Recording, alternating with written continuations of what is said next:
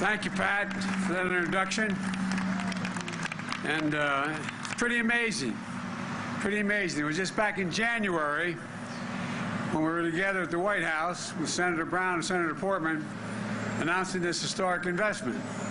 In March, I shared the story in my State of the Union address, the story of the Field of Dreams in the middle of Ohio, where America's future will be built.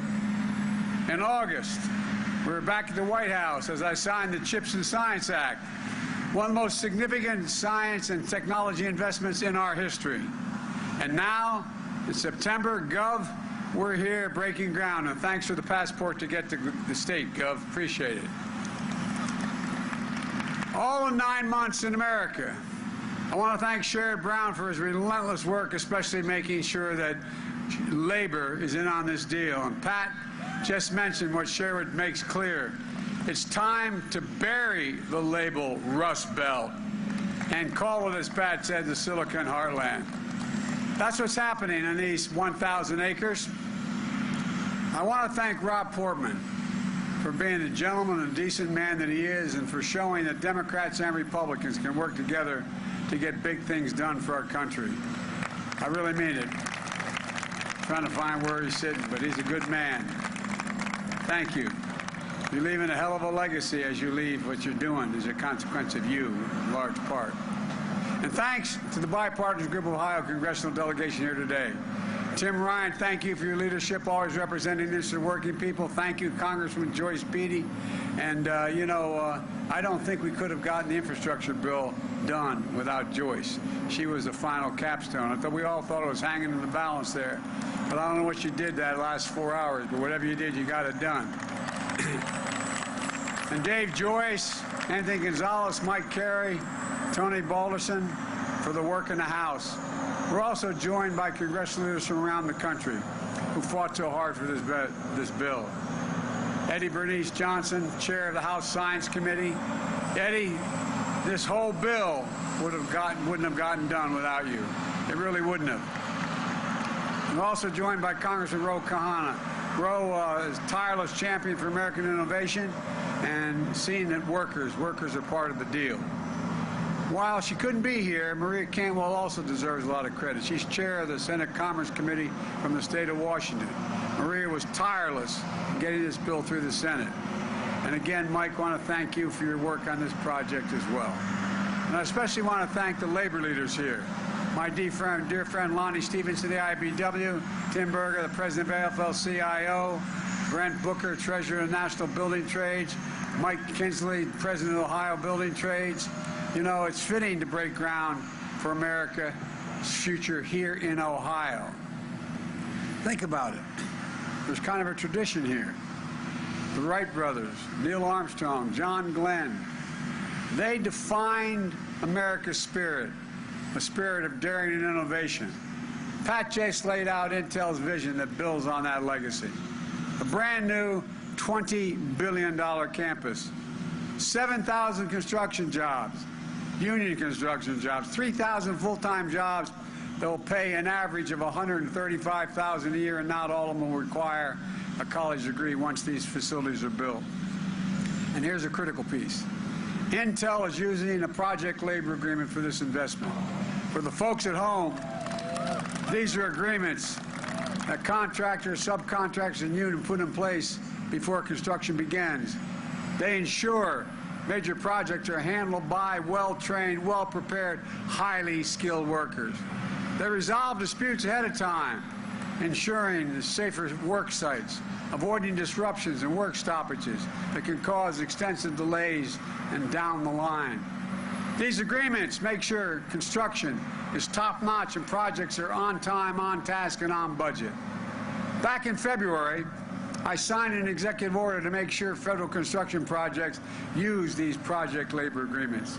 It's a big deal that Intel is using one here, and I thank them for that. And Intel is going to build a workforce of the future right here in Ohio.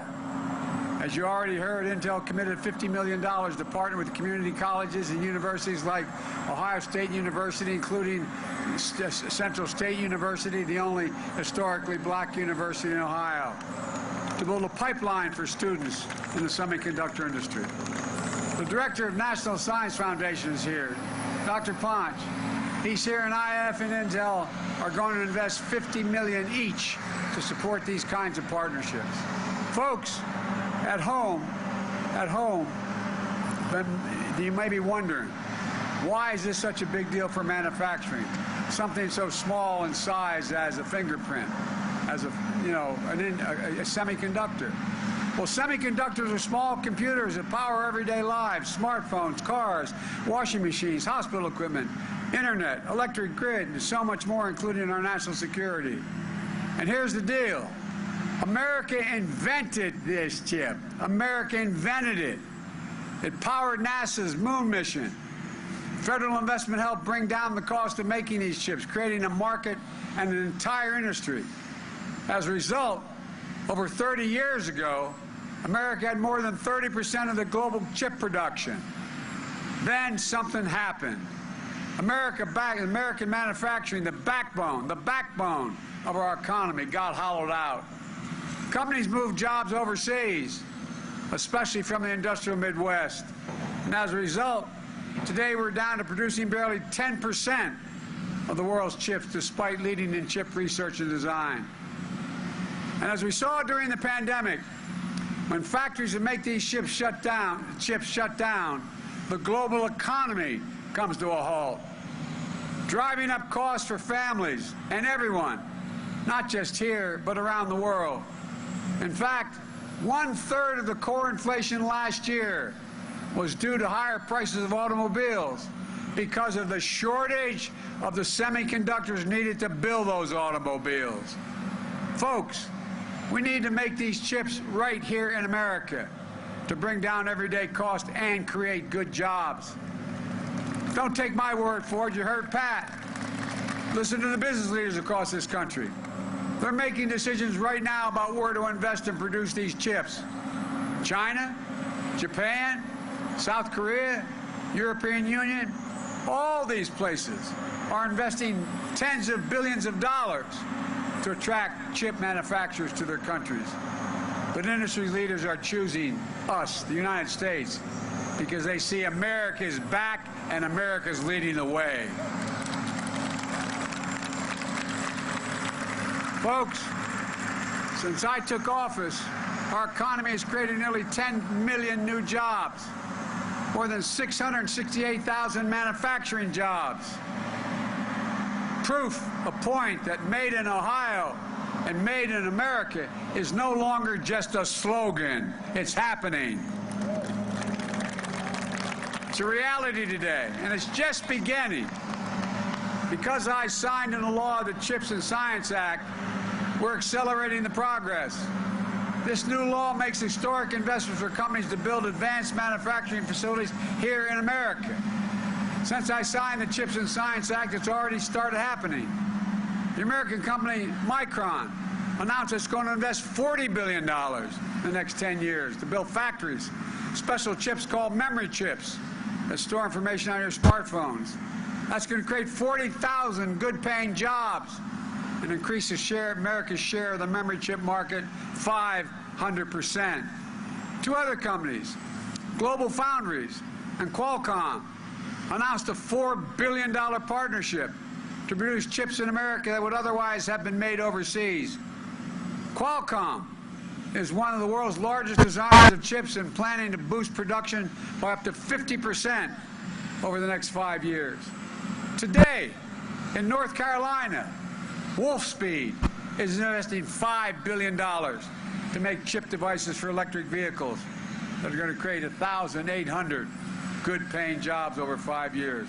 Folks, the future of the chip industry is going to be made in America. Made in America. And folks at home should know the manufacturing of these semiconductors connects countless small businesses and manufacturers into a supply chain that's going to thrive, all because of this law. Imagine if we had more of these kinds of factories across the country. This law makes that a reality. It matters. All of this is in our economic interest, and it's in our national security interest as well. Earlier this year, I went to Lockheed's factory in Alabama. They're making the Javelin missile that we're supplying to Ukraine to defend itself against Putin's unprovoked war. We need semiconductors not only for those Javelin missiles, but also for the weapon systems of the future that are only going to be more reliant on computer chips. This goes well beyond commercial need. Unfortunately, we produce zero of these advanced chips in America. Zero. And China's trying to move way ahead of us in manufacturing now. It's no wonder, which is actually somewhat unusual, that the Chinese Communist Party actively lobbied U.S. business against this law. Basically, you want to do business in our country, don't do it there. The United States has to lead the world in producing these advanced chips, and this law makes sure that we will. And to be clear, the CHIPS and Science Act is not handing out blank checks to companies. I've directed my administration to be laser focused on the guardrails that will protect taxpayers' dollars. We'll make sure that companies partner with unions, community colleges, technical schools to offer training and apprenticeships, and to work with small and minority-owned businesses as well. We're going to make sure that companies that take taxpayers' dollars don't turn around and make investments in China to undermine our supply chain and national security. You know, we have the power. We have the power to take back any federal funding if companies don't meet these requirements. The law also requires that companies build these semiconductor facilities by Davis-Bacon prevailing wage, so people can live with a little bit of breathing room. And this will ensure tens of thousands of new construction jobs and high-paying jobs, and more often high-paying union jobs. And not only will companies use these funds to buy, but they cannot use these funds for stock buybacks and issue dividends. They have to manufacture. And finally, the law is about more than chips.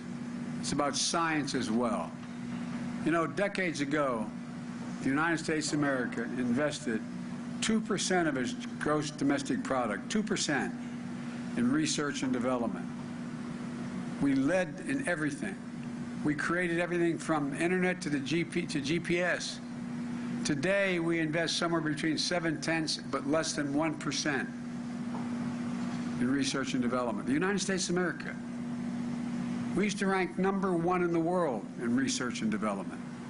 Now we rank #9. China was #8 a decade ago. Now China's #2. And other countries are closing in fast. The CHIPS and Science Act moves us up once again. It authorizes funding to boost our research and development investment back closer to 1% of our GDP. That's the fastest single year of growth in 70 years, but it's still not enough. We're going to make sure we lead the world in industries of the future, from quantum computing to artificial intelligence to advanced biotechnology. Think of the things and the kinds of investment we deliver. Vaccines for cancer, cures for HIV, inventing the next best thing that hasn't even been imagined yet. That's who America's always been. There's something that's really important.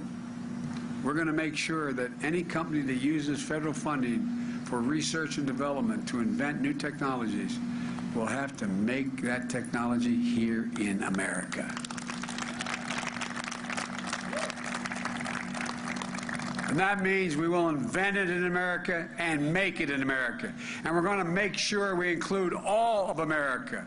We're going to support entrepreneurs and technology hubs all across the country, including historically black colleges and universities, minority-serving institutions, tribal colleges. We're going to tap into the greatest competitive advantage we have, our diverse and talented workforce that's urban, rural, and suburban. Folks, I've asked Pat and many other leading businessmen leaders this question. When the United States decides to invest in considerable resources in a new industry that we need to build, does that encourage business to invest as well? And the answer is yes. Overwhelmingly, ask any major business person.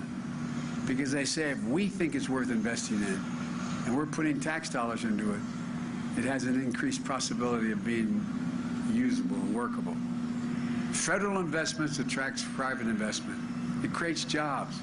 It creates industries. It demonstrates we're all in this together. And I believe there's another reason why companies are choosing the United States. It's because we're better positioned globally than we have ever been in a long, long time. We've seen a faster, stronger economic recovery than any other advanced nation on earth.